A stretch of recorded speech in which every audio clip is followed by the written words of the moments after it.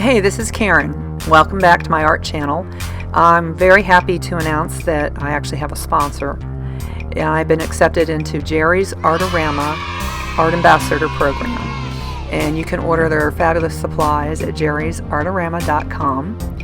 And that means they're going to be sending me on a regular basis a variety of art supplies to create my stuff with in return for me doing a review on their products. So I'm super stoked about that. Today I'm going to be working on a 20 by 10 inch canvas. This part of the video is sped up 2 times normal speed. Just showing my push pins on the back. And I'm going to be working with Soho Urban Artist acrylics. It's a 24 color set. It comes with a nice variety of colors to work with. I've never worked with this product before, and I've been curious about the Soho art supplies, so I was really excited to get this sent to me. It has a nice creamy texture, very rich pigment. I found it just a tiny bit thicker than what I was used to working with, but not much. My pouring medium is with Elmer's Glue All. Make sure you get the all with the glue. And I mix it with water.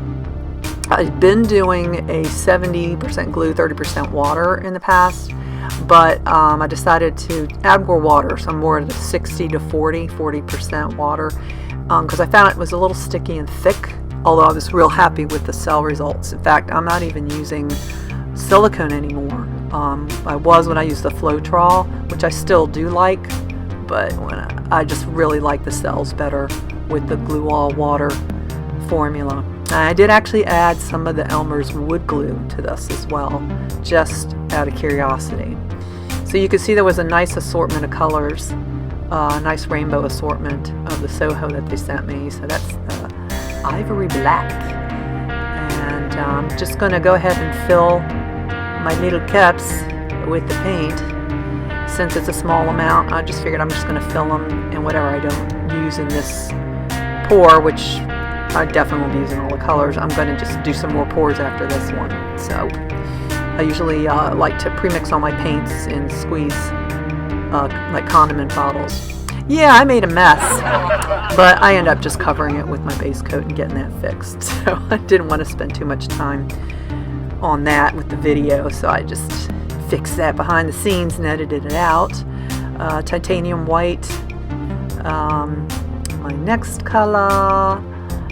And like I was saying, I am super stoked to be a part of the Jerry's Ambassador Artist Program. If you're interested in becoming an Ambassador Artist on Jerry's, go check out their website at jerrysartorama.com. I've been getting their art supplies from them for, I guess for about a year now, and I predominantly get most of my art from them. And I believe that was a cerulean blue. One of my favorite colors. I love how bright and rich it is. And anyhow, so their prices are excellent. They have their regular prices are excellent. Then they have their sales, which are even better. But then they have these super sales where you can get stuff, I think, less than wholesale, in my opinion. So I've ordered bulk items from their super sale. So that's a permanent light green, and I wasn't quite sure what it would look like, even though there's a color sample on the top of the wrapper on it, but it's actually an even brighter green than was shown. But I was excited about that because I wanted a bright green. And there's my Daxazone purple hue, which is also one of my favorite colors.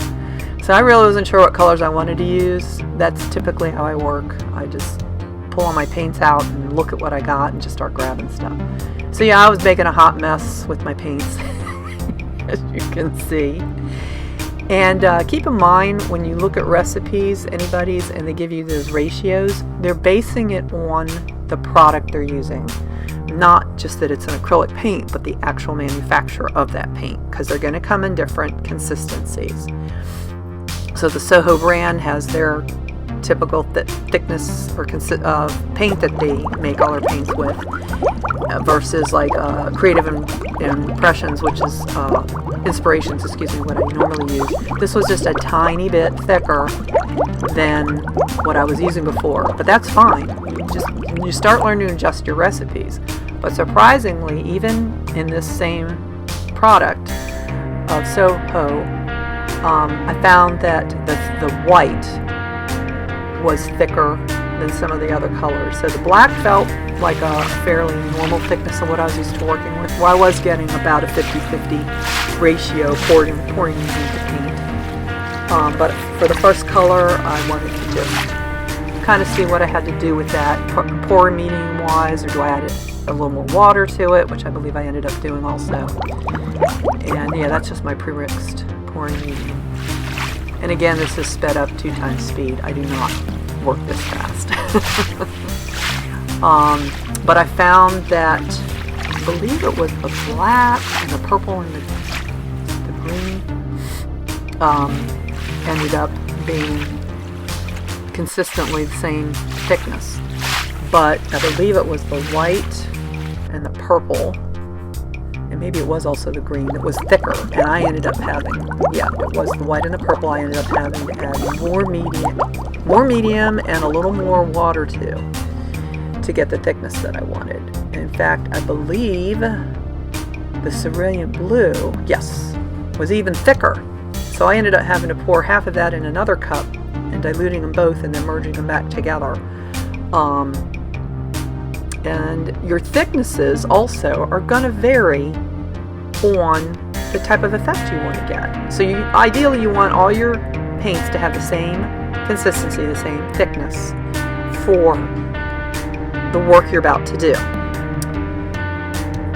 So for example, a swipe, you would want your white, or excuse me, I should say, or your swipe color, which would be your top color, to be a little tiny bit thinner than the rest of your paints.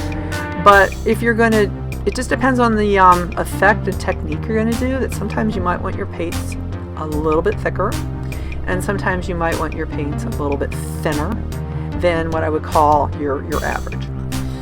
So I am just pouring random puddles. I'm doing like a random puddle pour on the top third of my canvas because this is going to be a vertical piece, because that's what I had in mind.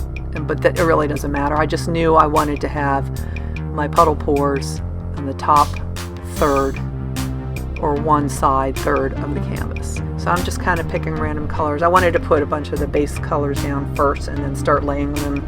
I don't like to layer them all the same exact identical order of color for each puddle. I'm just looking down at what's there, and if it's a light color, I'll put a dark over it, or dark, I'll put a light over it, or a medium. I just don't want to do dark over dark or light over light, only because I want more contrast, and so the two colors don't kind of, wouldn't be so much that they get muddy, but they wouldn't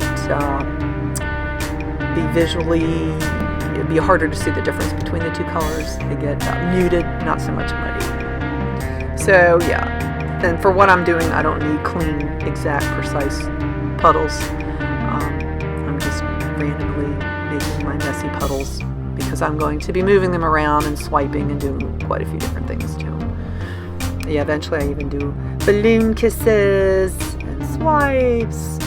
So a lot of times we'll have an idea where we want to go, maybe sometimes, or know exactly the entire time what we want to do.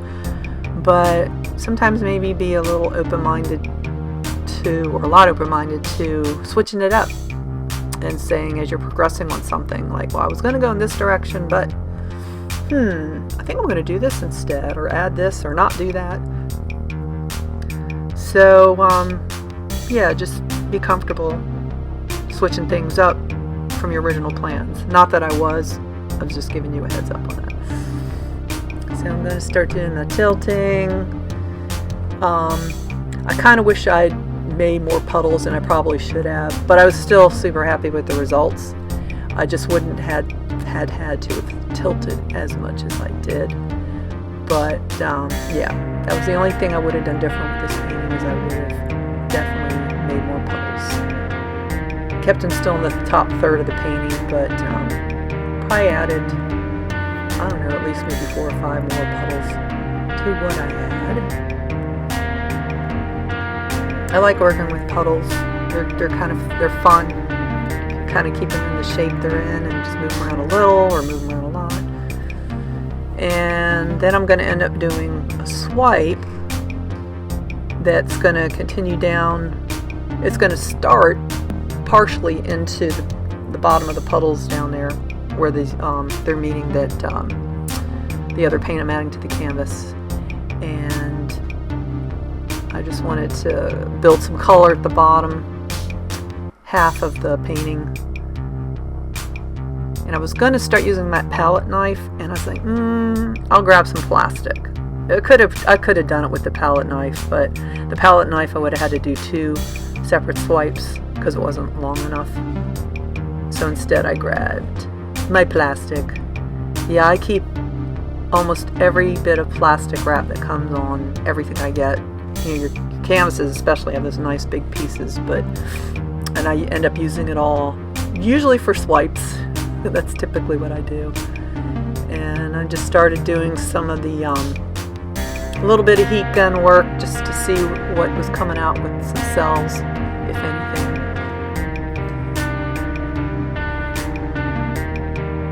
And I ended up adding some more puddles. I thought that got in the video when I added those extra puddles. I'm really disappointed they're not in there. But yeah, it wasn't enough color, so I added a little more puddles. There you go. I had it pushed too far forward. And yeah, I was getting some nice cells. I love playing with the paint. I love how it stretches, whether you have cells or not. I kind of love how it looks even when you don't have cells, just how you can just see how far can I stretch this paint and what's it going to do. I think when you're working for cells effect, you want minimal stretching so you don't ruin them. But obviously, if your paint's holding up and your cells aren't breaking, go for as big as you want or as small as you want. But so I was adding more layers of white. I was breaking it up, some of the solids with a little bit of white in the swipe part. So there we go, moving it around. So this is kind of cool. You get to see the colorful waterfall. And I believe I did spray on a little bit of water. I should have mentioned in this part of the video we're up to 4 times speed because I just didn't want it to be an hour-long video. I don't want y'all falling asleep or turning off my channel because you're bored or fast-forwarding to the end. So I try to speed up segments, especially when something's taking longer. So originally I had envisioned a beautiful white laced swipe, and it didn't go that way, primarily because I didn't put a nice section of white to work down on it. But I liked how this was going, so I just stayed with it. And again, that's what I was saying about being flexible and just going with it and see where it was going to go. I wanted to add more white just so I could have more contrast between sections of color. But the white with man, it was just falling down between all the colors. So the white was a little heavier than what I had down already because it was sinking below the colors. But that's okay. I just worked with it. And then I swiped it again, as you saw, with my, well, I call it a palette knife. It's actually a large frosting spatula from the baking section. That's my favorite, one of my favorite tools. Because it flexes a little bit. It's not real rigid. And it's got a nice wide flat surface and that round tip to it. So yeah, I did spray a little bit of water on just to where I was doing the swipe, and not the whole thing. It was about half of it to the bottom because I wanted to get a little more of a softer blending of colors as things morphed down. So like they're more solid at the top and as it morphed down. I hope that makes sense. So yeah, I grabbed my inflated latex glove and I was trying to get some balloon kisses. And because I had mixed a little bit of that wood glue, well, I shouldn't say a little bit, half of my glue mixture was Elmer's Glue All and Elmer's wood glue, it got real sticky. So you can see it was stretching apart. It was like working with deflated balloons. So I was like, I'm going to make this work. Because since the paint was setting, it got like, it's kind of a neat kind of texture to it, but I couldn't get the kisses. So I was like, I got to go back in with some very wet paint, and I don't need to let this set to get the kisses or put heat over it. Pour it down and grab my balloon and just start making the kisses. So that's what I did. And yeah, I did add the Elmer's wood glue with the Elmer's Glue All and water in my pouring medium, because like I said, if you don't experiment, you never know what will happen. Sometimes it looks like crap and you'll never do it again. And sometimes you're like, I'm glad I did it, or okay, I like this, but I gotta still work out the kinks in it. I think I probably won't use the wood glue again, but I'm glad I at least tried it. Oh yeah, and I used the fingertips for the little baby kisses. And making use of my balloon glove, and I like some of the other artists that use their gloves for their balloon. It's got like a softer texture than a balloon, and I don't put a whole lot of air in it, so it's got some buoyancy to it. So it's got a softer. I can really squish that thing pretty good. All right, so I really liked that, even though the way these colors stayed solid and created these textures I've never gotten before, and that's because I did use the wood glue mixture with the Glue All. It made the paints have more of an elastic texture to them. So maybe I will still experiment with it, but I just need to know I need to work fast with that stuff, because it gets firm and very, it sets up quickly like a latex. But yeah, as far as the colors go, I really liked the Soho colors. Their pigmentation's beautiful. The texture was a little thicker, and again, so I needed to go in with more water. That was really cool. You know what I liked about the direction I ended up going in with these balloon kisses is having that my white base coat is a latex house paint. It reminded me of when you go to a paint store and they do like custom mixing, and if you get to see the paint before they mix it, it's all kind of really cool how it coagulates and kind of floats on the surface and morphs. And I was going for that with those new kisses that I did. So maybe I'll integrate the latex textures after I work with the acrylic pouring. Where it's thinner. But yeah, I was really pleased with just a lot of these textures. I thought were beautiful. It was a nice mix of some cells and some diffusing and some watercolor type of effects to it from where I diluted it with a little more water. I actually used my spray bottle and sprayed some water on. So I got a nice mix of some transparency and also some opaques, and it was like a hodgepodge, eclectic mix of prettiness. See, that looks like watercolor over top of that latex, which was pretty cool. Almost like it reminds you when like oil floats over top of a wet surface and it gives you those rainbow transparent layers. It's like a giant pretty oil slick. Yeah. So yeah, I was super happy. Yeah, I definitely recommend the Soho paints. I'm going to definitely be ordering some of these. They do remind me a lot of Creative Inspirations, which is I use mostly, but I liked these as well, so I would definitely be comfortable working with these. And I'm also going to try these in my traditional painting, the non-pour painting. I'm I'm going to be trying these also, and I'll do a video on that, which I mostly paint with spatulas and my frosting spatula and my palette knives. Now, that's so cool. I really liked that. That was like a mother of pearl quality to it. Those colors and the way the chemistry worked reminded me of mother of pearl. So I'm like, okay, I got to figure out how I can get that going again. Because sometimes it's just the paint do what it do, and you get this stuff, and you're like, how do I reproduce it?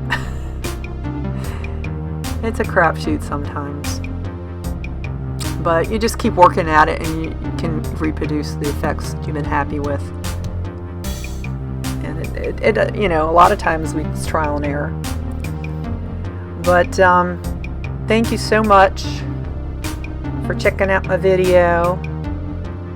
And here's a nice still pan shot of it, still wet. But I super love that pansy on the left, that big melting one. Again, check out jerrysartorama.com.